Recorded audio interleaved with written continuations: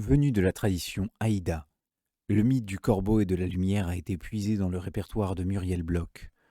Vous pourrez écouter la version de Michel Indenor dans son livre CD Fruits rouges, ou encore lire la version d'Henri Gougaud dans son recueil Contes d'Amérique.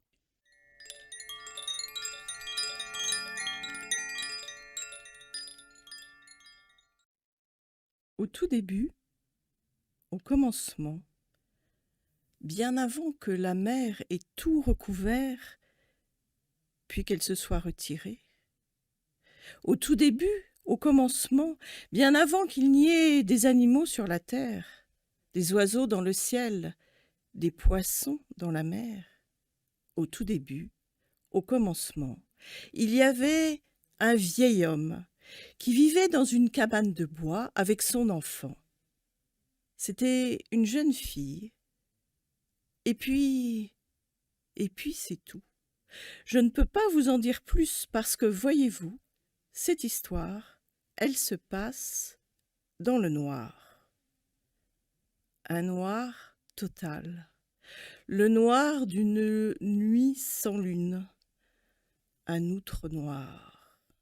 Et si l'histoire se passe dans le noir, c'est que le vieil homme est têtu. Il ne veut pas ouvrir son coffre. Oui, il a un grand coffre qui renferme un coffre un tout petit peu plus petit, qui renferme un coffre un tout petit peu plus petit, qui renferme un coffre un tout petit peu plus petit, qui renferme un coffre un tout petit peu plus petit, qui renferme un coffret dans lequel il y a un coffret un tout petit peu plus petit et jusqu'au tout dernier dans lequel il y a son trésor, la lumière. Mais le vieil homme, il trouve qu'il s'en sort très bien sans la lumière. Il veut la garder là, enfermée. À quoi cela servirait de la laisser libre, la lumière? Si, peut-être qu'il pourrait voir à quoi ressemble sa fille. Ben oui, peut-être qu'elle est jolie, peut-être même qu'elle est belle. Peut-être qu'elle est belle comme une branche de cerisier en fleurs qui se détache d'un beau ciel plein de promesses. Peut-être, mais peut-être pas. Peut-être qu'au contraire, elle est laide, aussi laide que la plus laide des limaces qui vit au fond des mers. Alors, le vieil homme, il trouve que la lumière, elle est bien là où elle est, cachée, enfermée. Mais en ce temps-là, il y avait aussi Corbeau. Ben oui, Corbeau, il a toujours été là, il sera toujours là. Et Corbeau, il en avait plus qu'assez de volter de droite à gauche sans savoir dans quoi il allait se cogner. Et Corbeau, il avait déjà ce caractère de se mêler de tout, de vouloir tout observer, tout diriger, mais quand on est dans le noir, on ne peut pas faire grand-chose.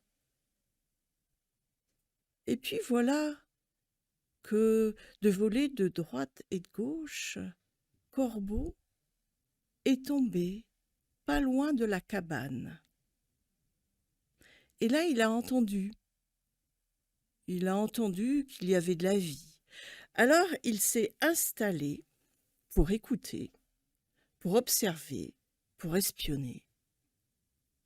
Et à force d'écouter, il a fini par comprendre que l'espèce de chanson qu'annonnait le vieil homme, elle voulait dire quelque chose. Déjà, il ne la chantait que quand il était seul, quand la jeune fille sortait, allait chercher de l'eau à la rivière. Là, le vieil homme se mettait à chanter, c'était pas vraiment une chanson. Il disait des drôles de choses et Corbeau, il a fini par comprendre ce que ça voulait dire. ça voulait dire que le vieil homme, il avait un trésor. Alors, alors là, Corbeau, il a su que ce trésor, il le voulait pour lui. Alors il a cherché comment entrer dans cette cabane. Il a cherché, il a tâtonné, il ne trouvait aucune ouverture. Pourtant, la fille, elle sortait. Tous les jours, elle sortait pour chercher l'eau. Alors Corbeau, il a guetté. Il se laissait tomber juste à l'endroit où elle sortait et il attendait qu'elle revienne. Seulement, quand elle revenait, elle entrait par un autre côté. Il n'y avait rien à faire. Il ne trouvait pas comment entrer dans la cabane. Il fallait changer d'idée. Et Corbeau, il a fini par trouver une nouvelle idée. Voilà ce qu'il a fait. Il a suivi la jeune fille. Il l'a suivie jusqu'à connaître le chemin par cœur. Et puis, un jour, il s'est décidé. Il l'a devancée. Il l'a attendue. Et quand elle est arrivée pour remplir son seau à la rivière, Corbeau, il s'est transformé en aiguille de pin et il s'est laissé tomber dans le seau. Et juste avant de se transformer, il avait envoyé un sort sur la jeune fille qui tout à coup s'est sentie prise d'une soif terrible. Alors elle a bu toute l'eau qu'il y avait dans son seau et c'est ainsi qu'elle a avalé Corbeau. Corbeau, aiguille de pin. Une fois avalé, Corbeau à nouveau s'est transformé en un tout petit être, et puis il a cherché le meilleur endroit, il s'est installé là, et il a commencé à dormir et à attendre que le temps passe. C'est ainsi que, quelque temps plus tard, un drôle de bébé est venu au monde, mais personne ne pouvait voir à quoi il ressemblait. Comme il avait des petits yeux brillants comme celui du corbeau, que ses cheveux étaient noirs, presque bleus comme les plumes du corbeau, et que de profil son nez ressemblait à un bec. Par contre, ses cris étaient très déroutants. C'était le cri du corbeau. Et bébé Corbeau a grandi très vite. Et le grand-père est devenu fou de ce petit-fils. Il lui passait tous ses caprices. C'est ainsi que bébé Corbeau a réussi à faire ouvrir le coffre, enfin le premier. Et puis, à force de cajolerie et à force de colère, il a mené son grand-père par le bout du nez. Et voilà qu'au bout du compte, tous les coffrets ont été ouverts et la lumière a jailli. C'était une balle qui sautait dans l'air. Aussitôt, l'enfant a repris sa forme initiale. Corbeau a attrapé la boule de lumière et il s'est envolé par la cheminée. Et là, il a découvert le monde. Il a pu voler avec ses ailes grandes ouvertes.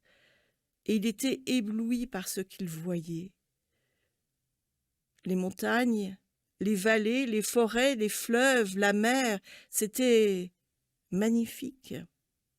Par contre, il n'a pas remarqué, enfin il l'a remarqué un peu tard, que Aigle, qui lui aussi était déjà là, lui fonçait dessus. Alors, Corbeau a lâché la boule de lumière qui est allée s'éclater sur le sol. Le plus gros morceau est monté dans le ciel aussitôt. C'est devenu le soleil. Un morceau un peu plus petit a rejoint le soleil mais a attendu son tour. C'était la lune. Et tous les petits éclats sont devenus les étoiles.